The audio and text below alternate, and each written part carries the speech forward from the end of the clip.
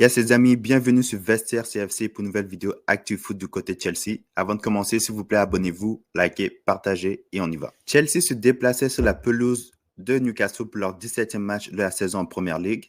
Après une première mi-temps très compliquée, Chelsea a finalement arraché le nul sur un score final de 2-2.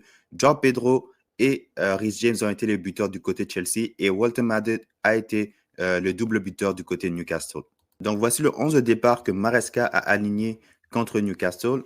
Donc, Robert Sanchez dans les buts, Malo Gusto, Fofana, Chalobah, Cucurella en défense, Reece James et Caicedo en double pivot, Neto, Cole Palmer, Garnacho et João Pedro en tant que numéro 9. Ma surprise dans le 11 de départ, honnêtement, c'était la présence de Gusto à la place de Enzo Fernandez.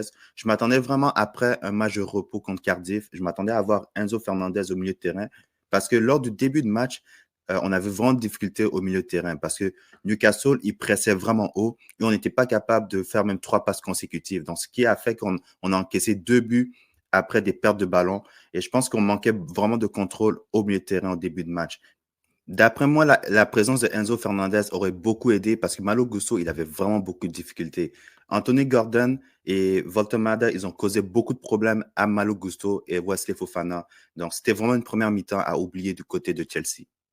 Après une première mi-temps très compliquée, on s'attendait à ce que Chelsea joue avec plus d'urgence en deuxième mi-temps, avec plus d'efforts, et on s'attendait à une réaction de nos leaders. Et c'est ce qu'on a eu avec Reece James, qui a marqué un magnifique coup franc d'à peu près 25 à 30 mètres, qui nous a redonné une occasion de revenir dans le match. On sait tous que Reece James est un fantastique joueur de football, mais on sait tous maintenant qu'il est vraiment dangereux sur les coups francs arrêtés. Voici qu'est-ce qu'il avait à dire par rapport à son coup franc. J'ai tiré des coups francs toute ma vie. En marquer un au moment où nous en avions besoin d'une solution presque miraculeuse, c'était une sensation incroyable.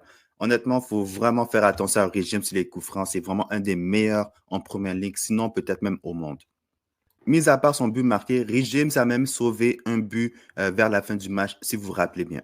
Il a mentionné également qu'à la mi-temps, les messages de Maresca étaient plus exigeants. Il demandait plus d'efforts parce que Newcastle récupérait trop de ballons, ce qui nous causait beaucoup de soucis en défense.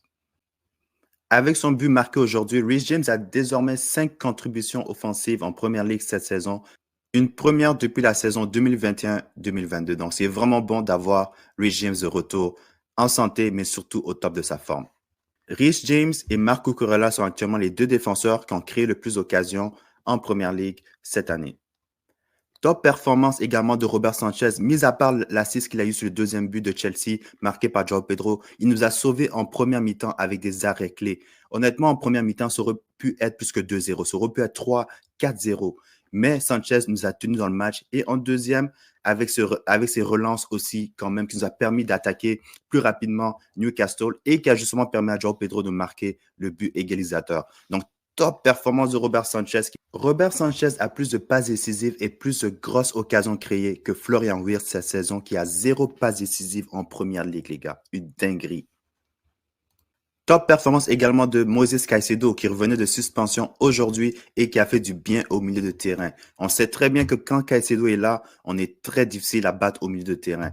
Moises Caicedo est le seul joueur à avoir réalisé plus de 5 interceptions lors de plusieurs matchs de Première Ligue cette saison. 5 contre Fulham, 5 contre Tottenham et 5 aujourd'hui contre Newcastle. Le premier joueur en 10 saisons à faire 9 récupérations, 9 duels, 5 interceptions dans un match de Première Ligue. Vraiment, quel joueur ce Caicedo. Un joueur, je dis quand Caicedo est là, j'ai l'impression qu'il y a 2 Caicedo sur le terrain, comme avec N'Golo Kanté dans le temps. Malheureusement, il faut parler également de la performance de Garnacho. S'il y a quelque chose que j'apprécie avec lui, c'est qu'il se trouve souvent en position dangereuse. Mais le problème, c'est que quand il est en position dangereuse, il cadre pas ses frappes, il n'est pas capable de lever la tête et souvent, il rate beaucoup d'occasions avant de marquer un but. C'est ça mon problème avec Garnacho. Tu vois, donc il a joué 90 minutes aujourd'hui parce que Gittins n'était pas disponible aujourd'hui. Je pense pas que Gittins aurait fait mieux que Garnacho. Mais s'il y a quelque chose comme je dis, je peux donner à Garnacho, c'est qu'il se met en position dangereuse. Mais il faut qu'il améliore vraiment sa finition parce que il peut pas il peut pas rater autant d'occasions parce que dans des matchs, ça va nous coûter plus cher. Je pense qu'on aurait pu gagner ce match-là si Garnacho, il prenait juste une de ses occasions, juste une seule. Vous voyez, donc Garnacho, il faut qu'il continue à améliorer sa finition parce que c'est ça qui lui fait défaut actuellement. Donc, sur une note sur 10, dites-moi combien que vous donnez à Garnacho pour sa performance aujourd'hui. Enzo Maresca a également réagi suite au match contre Newcastle. Il a dit, bien sûr, nous pouvons mieux faire en première mi-temps, mais en seconde, il y a du caractère et de la cohésion. Ce n'est pas facile avec ce bruit et cette ambiance. Peu d'équipes y parviennent. Donc, c'est vrai, moi, je suis vraiment fier de comment Chelsea a réagi en deuxième mi-temps. Je pense même qu'on aurait pu gagner ce match-là si on était plus méchant devant le but. Il est également revenu sur son carton jaune et l'arbitrage aujourd'hui. Je me plaignais parce que la même faute nous a valu un carton et ils ont fait exactement la même faute 3 ou 4 fois sans recevoir de carton jaune. J'ai donc posé la question et je me suis plaint auprès de l'arbitre. Maresca a totalement raison parce que Chelsea a eu 7 cartons jaunes décernés contre eux aujourd'hui et Newcastle en a eu seulement 3. Or que quand tu regardes le match, Newcastle aussi faisait des fautes, souvent même les mêmes fautes que Chelsea. Donc, Maresca a totalement raison par rapport à l'arbitrage aujourd'hui.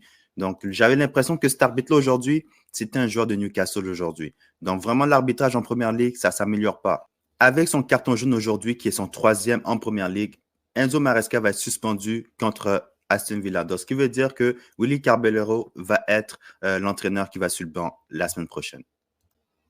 Il a rajouté aussi, nous avons battu Everton, nous sommes qualifiés pour les demi-finales et nous avons fait match nul contre Newcastle, ce qui reste toujours un résultat important. Je suis content de la réaction des joueurs. Honnêtement, je ne vais pas vous mentir qu'en première mi-temps, tout ce que je pensais du match est complètement différent de comment je me sens actuellement. C'est vrai que les gars, ils ont bien réagi en deuxième mi-temps et on est vraiment fiers par rapport à ça. Il faut vraiment bâtir sur ce résultat. Ils ont actuellement 4 points d'avance sur nous avec un match à jouer demain. Donc, c'est important que Chelsea trouve un moyen de gagner la semaine prochaine contre Aston Villa à domicile pour essayer de vraiment se rapprocher le plus de Enzo Maresca également pour profiter, pour donner ses éloges à Reece James sur sa performance. Il a une fois de plus réalisé une performance de haut niveau. Il a joué 1 heure au milieu de terrain, puis une demi-heure en temps carrière latérale. Nous sommes tous ravis pour lui, pour sa performance. Avec ce match nul, Chelsea reste à la 4e place, tout juste devant Liverpool qui est actuellement en train de jouer contre Tottenham pendant que je suis en train de tourner cette vidéo. Donc, mais c'est sûr que Chelsea va rester à la 4e place au moins jusqu'à la semaine prochaine, jusqu'à ce qu'ils affrontent Aston Villa. Et pour conclure l'actu autour de Chelsea, donc c'est officiel, Thiago Silva va s'engager avec le FC Porto jusqu'à l'été 2026 avec une option jusqu'en juin 2027. Donc, Thiago Silva est officiellement de retour en Europe. Donc, ceci complète l'actu autour de Chelsea. Donc, dites-moi dans les commentaires qu'est-ce que vous avez pensé du match aujourd'hui, qui a été votre homme du match. Aussi, n'hésitez pas à vous abonner, liker, partager et on se retrouve dans une prochaine vidéo. On y va.